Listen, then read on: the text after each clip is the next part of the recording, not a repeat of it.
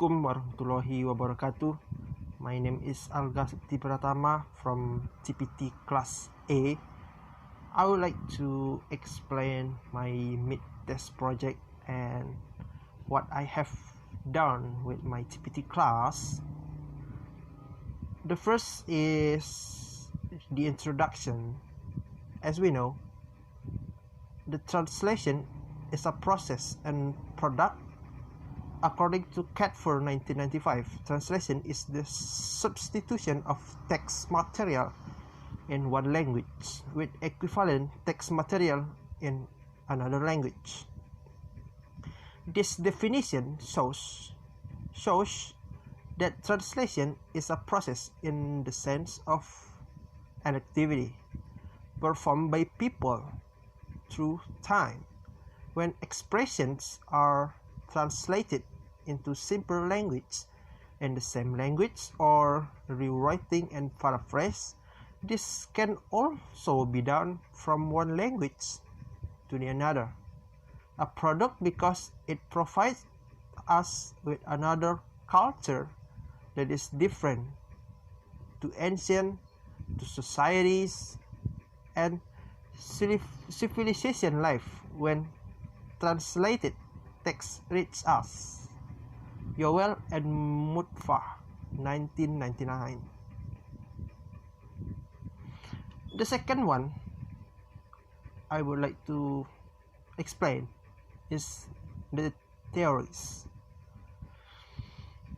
Here I got 7 theories, and as we know, translation theory is concerned with the translation method used for a certain type of text, and it is therefore dependent on functional theory of language. However, in a wider sense, translation theory is a frame of reference for translation and translation criticism. Also, the body of knowledge that we have about translating, extending from general principle to guidelines, suggestion, and hints. Translation theory is concerned with a minute, the meaning of semicolons, italic, misprint, as well as generalities presentation, the thread of underlying a piece, and what may be equally important of the text. The 7 method of theories I got here. The number 1 is word for word translation. The source language word order is preserved and or translated singly by their most common meanings out of context. The second one is faithful translation. A faithful translation reproduces the precise contextual meaning of the original within the constraints of the target language grammatical structure. Number 3 is semantic translation. Semantic translation may translate less important cultural words by culturally neutral terms or functional terms, but not by cultural equivalent, and it may make other small concessions to readership. Number 4 is adaptation. Adaptation is a straightforward concept wherein culturally specific imagery and meanings are substituted with appropriate meanings that work in the target language.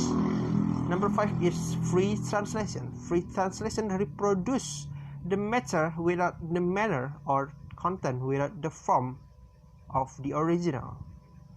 Number 6 is idiomatic translation. Idiomatic translation reproduces the message of the original but tends to distort nuance of meaning by preferring colloquialism and idioms where these do not exist in the original. And the last one is communicative translation. Communicative translation attempts to render the exact contextual meaning of the original in such a way that both content and language are readily acceptable and comprehensible to the readership. And what I have done during my task, my assignment, I got three tasks. That the first is apa itu bendi bugi, which is transfer from Indonesia to English, and the second is memorandum of understanding or MOU. This text is transferred from English to Indonesia, and the last is deskripsi diri, which is this translate from Indonesia to English.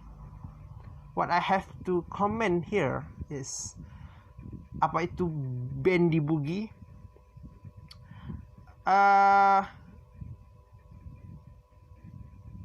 What I have to comment here that the writer mainly used the literal translation and transposition to keep the translation as similar as possible to SL text.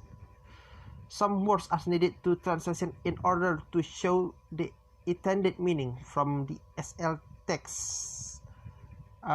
Nevertheless, the translation did not feel like a children's literature anymore. The writer feels the problem is still unexplainable. Up to this point, this rather heavy test because there are so many standard words that must match in context. The second task is MOU. The second text, it's band of writers, foreign language, of course, that need to be translated into the writer native language. The text is between two companies. The writer use literal translation to this text because its formality. It is easier to translate the words without altering the meaning or the context of the text. The only problem that had been found is unfamiliar words that are rarely used in general communication. So it needed to check into dictionary again and again. And the last is deskripsi diri. This is the third step given for the translation. The first I think is it's quite easy. I thought it's quite easy, but actually I have to rearrange the word again into a good language to English into a good sentence to easier to translate it. Furthermore, there are several repetition and ambiguity from the text.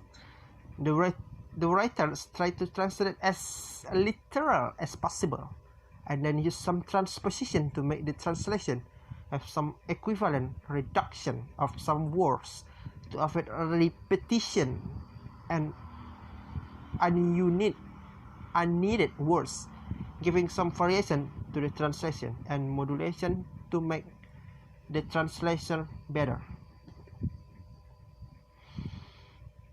And conclusion. The conclusion that can be drawn after doing 3 tasks before midtest and do the midtest project, do this midtest project is that in the first task, difficulty level is the easiest because the text presented in text for children. The second task is the most difficult because translated from English to Indonesian and there are many formal words that are rarely used. And finally, the third is medium level difficult task because it's use everyday language, but language is complicated and has to be rearranged to become word that easier to translate. And I think that's all from me. Sorry if I made a mistake. And the last word I say, Assalamualaikum warahmatullahi wabarakatuh.